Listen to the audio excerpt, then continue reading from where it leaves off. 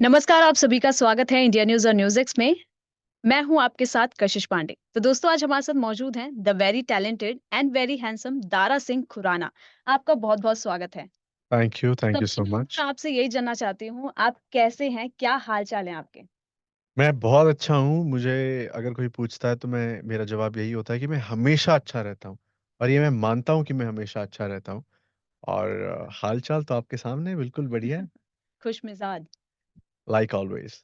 या हमने अभी आपकी एक मूवी आने वाली है कागज़ 2 उसका ट्रेलर देखा, उसमें एक बहुत ही बड़े मुद्दे पे बात की गई है। लेकिन सबसे पहले मैं आपसे यही जानना चाहूँगी कि उस मूवी में आपका किरदार, आपका रोल क्या होने वाला है? ऑनेस्टली मेरा बहुत ही छोटा-सा किरदार है उसके अंदर और ये किरदार निभाने का रीज़न उसके पीछे एक ही था कि सतीश कौशिक जी के साथ समय बिताना और वो मेरे फादर फिगर थे और हमेशा से बहुत क्लोज़ रहे हैं, मेंटर रहे हैं इंडस्ट्री में। और जब वो ये फ़िल्म बना रहे थे तो मैंने कहा कि फ़िल्म की कास्टिंग लॉक हो चुकी थी, सब कुछ हो चुका था और मैंने कहा कि नहीं मुझे तो आपके साथ में काम करना है, मैं किस तरीके से जुड़ूँ? तो उन्होंने कहा कि सब कुछ तो लॉक हो गया है। मैंने कहा कोई बात नहीं, आप होंगे तो मैं वहाँ पे सेट पे आ जाऊँगा आपके साथ में, I have to be there. तो उन्होंने कहा अच्छा ठीक है, फिर एक कुछ है बट वो बहुत छोटा-सा कैरेक्टर है, मैं कैसे तुझे बोलूँ? मैंने बोला नहीं आपके साथ कुछ छोटा-बड़ा नहीं है, जो आप कहेंगे मैं वो करूँगा। तो मैं दर्शन कुमार का फ्रेंड प्ले कर रहा हूँ फ़िल्म में और हम लोग साथ में आर्मी अकेडमी आईएमए में ट्रेनिंग के लिए साथ में होते हैं और कुछ फ़नी मोमेंट्स हैं, कुछ इमोशनल मोमेंट्स हैं, तो तो सतीश सर के साथ आपका एक्सपीरियंस कैसा रहा? उनके साथ काम करके क्योंकि उनकी आखिरी पिक्चर भी है कागज़ 2 तो लोग उनको काफ़ी पसंद करते हैं और जो उनकी प्रीवियस मूवीज़ आई थी, उनमें वो कितने मतलब उनके जो कॉमिक लाइन एकदम ऑन पॉइंट रहते थे। तो आपका आखिरी एक्सपीरियंस उनके साथ कैसा रहा?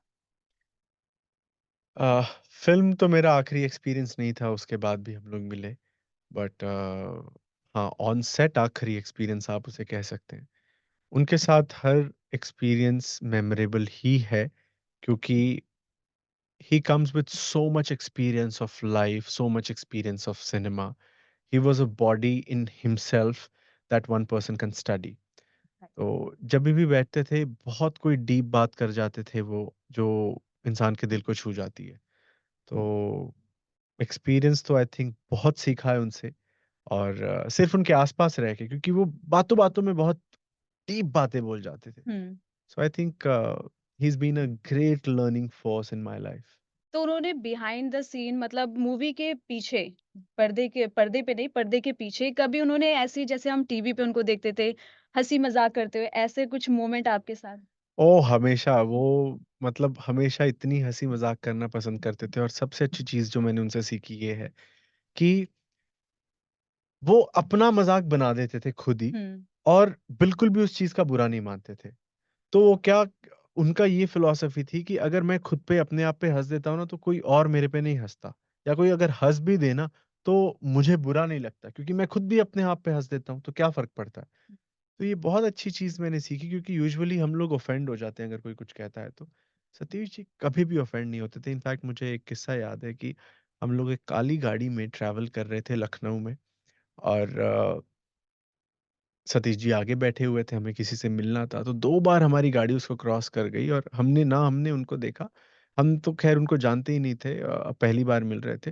बट वो तो ऑफ़ कोर्स जानता था कौन सतीश कौशिक हैं। तो वो खड़े होके देख रहे थे कि उनको 2 बार पास कर दिया। उन्होंने कहा, "अरे! फ़ोन पे थे कंटीन्यूअसली, अरे! मुझे तो आप दिखे ही नहीं सतीश जी क्रॉस कर रहे हैं, आप तो मुझे दिखे ही नहीं सतीश जी क्रॉस कर रहे हैं।" तो सतीश जी ने फ़ोन रखने के बाद में पीछे मैं बैठा हुआ था, तो मुझे देख के बोले, "अरे! काली गाड़ी, काला बंदा, बंदे के ऊपर" बंदे ने देखा ही नहीं मेरे को। तो मैं उस बात पे इतना हँसा कि मतलब उन्होंने ऐसे ही बड़े कैजुअली अपने स्किन कलर पे ऐसे मज़ाक बना हुँ। दिया।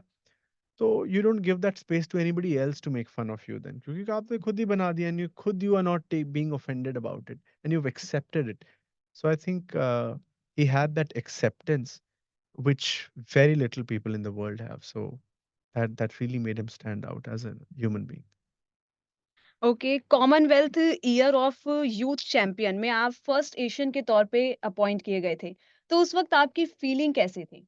क्या महसूस कर रहे थे आप? हाँ, ऑनेस्टली ये कोई बहुत पुरानी बात नहीं है, हुँ। अभी-अभी की बात है तो this is extremely new to me, I am still very surprised, very happy, elated, overwhelmed, if I may say. Uh, ये सारे एडजेक्टिव्स हैं जो मेरी फीलिंग्स हैं अभी भी और उस समय भी थी। आई थिंक जब मैंने वो ईमेल पढ़ा तो I was shocked first thing. मैं शूट पे था और अ, मैं 24 घंटे से सोया नहीं था और शाम का समय था तो मैंने अपने डायरेक्टर से कहा कि प्लीज़ मुझे 1 घंटा सिर्फ़ सोने दो, तो फिर मैं इसके बाद वाला आगे परफ़ॉर्म कर पाऊँगा, शॉट दे पाऊँगा। तो उन्होंने कहा ठीक है 1 घंटा आप सो जाओ। तो मैं सोया, वहाँ से मैं फिर जैसे ही मैं उठा हूँ, मेरा सर बहुत भारी था। तो मैं सोच रहा था कि मैं कैसे अभी अगला शॉट जो है वो बड़ा इमोशनल सीन था लंबा, तो कैसे मैं डिलीवर कर पाऊँगा? तो बस मैं उठा, मैंने फिर अपना फ़ोन चेक किया, 2 मिनट मैंने सोचा रिलैक्स होता हूँ, जब मैंने अपना ईमेल देखा, तो सबसे ऊपर एक ये ईमेल था और जब मैंने क्लिक किया, सबसे पहले वो कॉमनवेल्थ से ईमेल पढ़ के मुझे थोड़ा-सा हार्ट बीट फ़ास्ट हो गई कि ये क्या आया है? जब वो क्लिक किया, फिर उसके साथ एक अटैचमेंट था, वो लेटर खोला तो अपॉइंटमेंट लेटर था, जब वो मैं पढ़ रहा था, ओहो! Oh my I God! still don't know मतलब I think I probably skipped a few beats and after that I didn't know how to react on the set.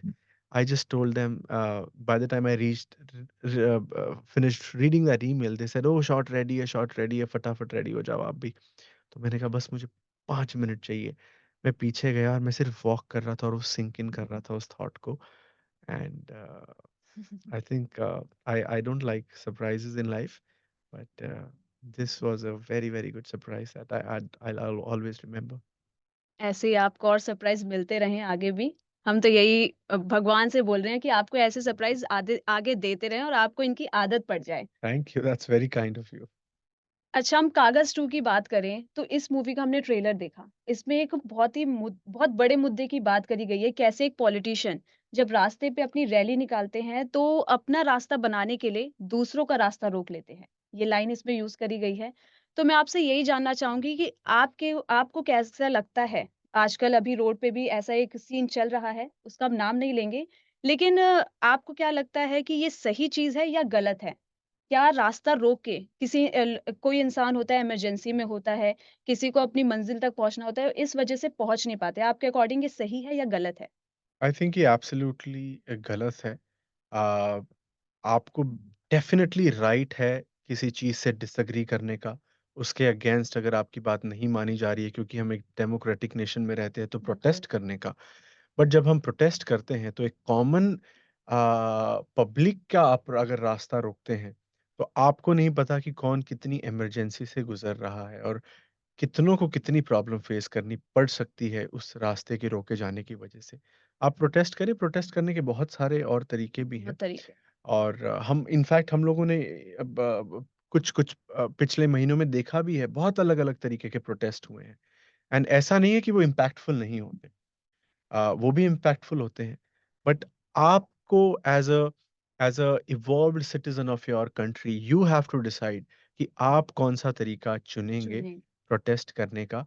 वो जो आपके को-सिटिज़न्स को तकलीफ में डालेगा या वो जो जहाँ तक आप अपनी बात पहुँचाना चाहते हैं, उस कुर्सी को हिला देगा। थिंक बिल्कुल। वाइज़ली। बिल्कुल, मैं आपकी बात से सहमत रखती हूँ और ये तरीका मेरे हिसाब से भी मुझे भी गलत लगता है।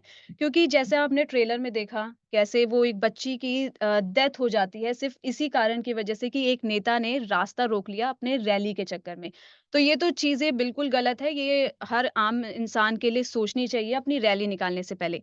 अब मैं बात करती हूँ, आपने पंजाबी फ़िल्म इंडस्ट्री में काम करा है, आपकी मूवी थी बाई जी कुटेंगे। मूवी में आप आए थे तो मैं आपसे यही जानना चाहूँगी कि आपका आगे चल के और कौन-कौन सी इंडस्ट्री में काम करने का प्लान है?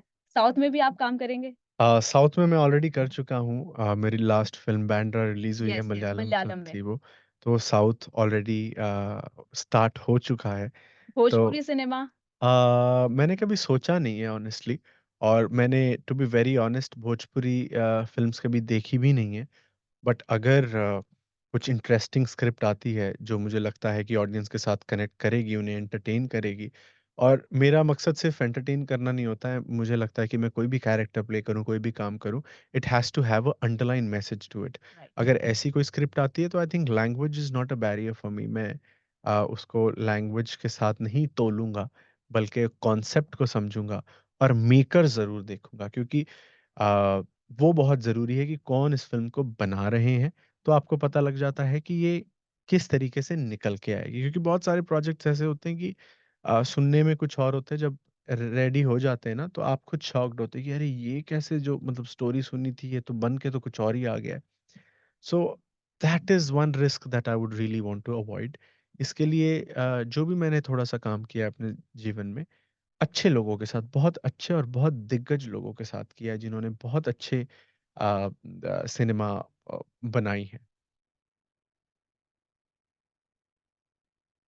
आप मॉडल हैं, एक्टर हैं और हमने ये पढ़ा है कि आप आरजे भी हैं। तो मैं ये जानना चाहूँगी, सबसे पहले मैं ये बोलूँगी कि आपके जो फैन्स आपको देख रहे हैं, आप उनको क्या फैशन टिप देना चाहेंगे?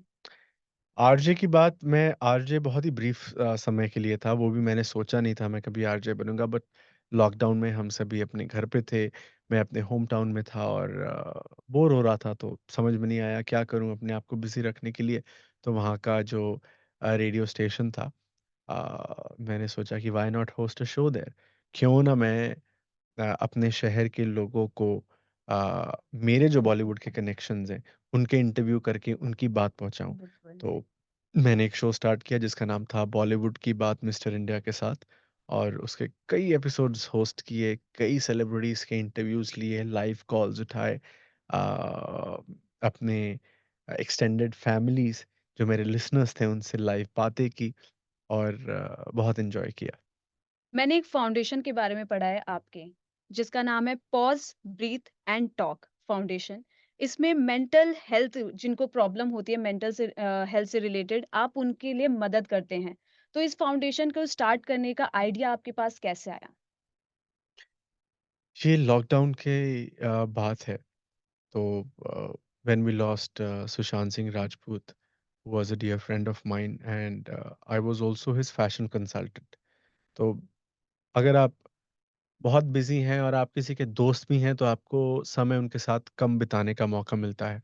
बट अगर आप उनके साथ में काम करते हैं, तो you don't have a choice, you have to spend time with them. Right. So as a fashion consultant मैंने उनके साथ में बहुत समय बिताया, और इवेंचुअली हम लोग दोस्त बन गए। और दोस्त कैसे बने? क्योंकि वो बहुत गहरी बातें करते थे, फ्यूचर की बातें करते थे, समय से आगे सोचते थे, और मुझे वो सुनने में बहुत इंटरेस्ट आता था। हुँ, मैं हुँ। मैं सोचता था, ओह माय गॉड! मतलब शायद मैं 10 साल बाद इस बात चीज़ के बारे में सोचता, और सुशांत ने ऑलरेडी इस चीज़ के ऊपर, इसके बारे में सोच के, इसकी इन डेप्थ रिसर्च करके उसका कंक्लूजन निकाल लिया है। So what a visionary! I was really impressed by him. तो हम लोगों की एक बार डिस्कशन ऐसी हुई कि अ, थेरेपी को अफोर्डेबल बनाना चाहिए इंडिया में, क्योंकि थेरेपी एक्सपेंसिव है इंडिया में, और अफोर्डेबल बनाने का मतलब ये है कि बहुत सारी चीज़ें हैं जो अच्छी हैं ज़िंदगी में, फ़ायदेमंद हैं, बट जब तक आप ट्राई नहीं करते आपको पता नहीं होता उनके बारे में। फॉर एग्ज़ाम्पल अगर मैं आपको कहूँ कि अ, किसी से कहूँ कि आप एक मर्सिडीज़ खरीद लीजिए, ठीक है? और वो इंसान अपनी मारुति में बड़ा खुश है। वो कहेगा कि मर्सिडीज़ मैं तुम्हारी लूँगा 60 लाख रुपए की, हुँ। मारुति मेरी आती है 3 लाख रुपए की। आदमी उसमें भी 4 बैठते हैं, आदमी इसमें भी 4 बैठते हैं, उसमें भी गाना बजेगा, इसमें भी गाना बजेगा, उसमें भी एसी है, इसमें भी एसी है। तो मैं वही सारी चीज़ के 60 लाख रुपए क्यों दूँ? बट जब आप मर्सिडीज़ में खुद बैठते हैं, वो एक्सपीरियंस करते हैं लग्ज़री, उसके बाद में आपको अगर कहा जाए कि अब आप मारुति में जाएँ, तो आप शायद कहेंगे कि नहीं, वो फ़ील गुड फैक्टर था, वहाँ पे एक अलग हमारी फीलिंग थी, जो हम शायद नहीं समझ पाते थे जब हम एक मारुति में ट्रैवल करते थे। उसी तरीके से इंडिया में थेरेपी का जो कॉन्सेप्ट है, वो बहुत ज़्यादा पॉपुलर नहीं है। लोगों ने एक्सपीरियंस नहीं किया है, और जब तक लोग एक्सपीरियंस नहीं करते, वो गेज नहीं कर पाते कि लोग इस चीज़ के लिए सिर्फ़ बात करने के, सलाह देने के इतने पैसे पर आवर के क्यों चार्ज करते हैं। तो हम लोगों का आइडिया था कि अगर इसे अफोर्डेबल बनाया जाए, तो जो भी मेंटल हेल्थ इश्यूज़ से गुज़र रहे हैं लोग, उसे एक्सपीरियंस करेंगे, फिर उन्हें पता लगेगा कि इसका असली मतलब क्या है। तो वो बात वहाँ पे हमारी ख़त्म हुई, और लॉकडाउन के दौरान जब मैं घर पे था और न्यूज़ आई कि सुशांत सिंह राजपूत लेफ्ट अस, अ, सभी के लिए पर्सनल लॉस था। आई मीन पॉडकास्ट के तो पहले हम बात कर रहे थे हाँ, कि आप उस बता जो रहे थे। न्यूज़ आई थी, उसपे किसी को यकीन नहीं हो रहा था। लोगों का कहना था कि उन्होंने हेवी डोज़ ऑफ ड्रग्स ले लिया या फिर उनके लाइफ में कोई ऐसी प्रॉब्लम चल रही थी। तो मैं आपसे ये जानना चाहूँगी, आप उनके बहुत अच्छे दोस्त बन गए थे। तो क्या उनकी लाइफ में सच में ऐसी कोई प्रॉब्लम्स थी, जिसकी वज़ह से वो इतना बड़ा कदम उठा सकते थे? मैं अभी भी बिलीव नहीं करता हूँ कि वो सुसाइड अटेम्प्ट कर कर सकते हैं। सकते हैं। और रही बात उनके लाइफ के प्रॉब्लम की, आई थिंक प्रॉब्लम हर किसी की लाइफ में है, बट जिस तरीके का इंसान सुशांत था, he was very well equipped and very well prepared here in his head to overcome any problem that comes in his life. So वो उन इंसानों में से था ही नहीं जो एक प्रॉब्लम को फेस ना कर पाए, उससे डर जाए और ऐसा कोई कदम उठाए। तो I am still not able to gauge that why this happened. So when he left us, और हर जगह ये न्यूज़ थी that he was depressed and he was going through anxiety, depression, all of this. तो मुझे ये लगता था कि ये सच है बात, या I don't think he was such a strong-headed man. How can he go through things like these? I mean, even as a human being, you go through, but he has the coping up mechanism in his life. This I was very sure about. So, her news channel पे people are like, feeling so bad. Twitter trending, every social media trending. Everybody's talking about him. मैंने सोचा I just don't want to be one person who wants to post about it and just keep feeling bad about he leaving us. I really want to do something in his memory. और तब मुझे ख़्याल आया कि हम लोगों की ये कन्वर्सेशन थी थेरेपी को अफोर्डेबल बनाने की इंडिया में, तो क्यों ना उनके मेमोरी में मैं कुछ स्टार्ट करूँ। तब मैंने पॉज़ ब्रीथ टॉक ये फाउंडेशन स्टार्ट किया, और जो ₹2500 पर सेशन की थेरेपी है, वो पॉज़ ब्रीथ टॉक के द्वारा ₹250 पर सेशन में हम लोग प्रोवाइड करते हैं लोगों को। और इसके साथ में मैं थोड़ा-सा कन्फ्यूज़ था क्योंकि मुझे मेंटल हेल्थ के बारे में बहुत ज़्यादा ज्ञान नहीं था। मुझे थेरेपी काउंसलिंग के बारे में ज़्यादा पता नहीं था, क्योंकि मुझे कभी उनके पास जाने की, थेरेपिस्ट के पास जाने की खुद ज़रूरत नहीं पड़ी। तो और ये इस बात का कॉन्फिडेंस मुझे कब आया, आपको याद है कि हर किसी ने स्टोरी डालना स्टार्ट कर दिया था अपने सोशल मीडिया पे, अगर आप डिप्रेस्ड हैं, if you are feeling anxious, आप हमें मैसेज करें, टॉक टू अस, हम आपको जज नहीं करेंगे, बट ऐसा कोई ज़िंदगी में अपने कदम ना उठाएँ। तो ये सबने ऐसी स्टोरीज़ डालनी स्टार्ट की। तो मैंने भी एक ऐसी स्टोरी डाली, क्योंकि बहुत बार ऐसे होता है कि जो मेरे यंग यंग इंस्टाग्राम फैमिली के मेंबर्स हैं, वो जब मुझे मैसेज करते हैं, तो मैं जब उनको रिप्लाई करता हूँ, बहुत खुश होते हैं, फिर मैसेज करते हैं कि oh you made our day, we are feeling so happy, we are feeling so blessed. तो मुझे लगा कुछ लोगों के मैसेजेस आएँगे, तो मैं उन्हें रिप्लाई करूँगा, तो उन्हें खुशी होगी and it will just make their day. मैंने उस लाइट इंटेंशन से ये पोस्ट इंस्टाग्राम स्टोरी डाली। बट जिस तरीके के मुझे रिस्पॉन्सेज़ आए, आई वाज़ सो शॉक्ड।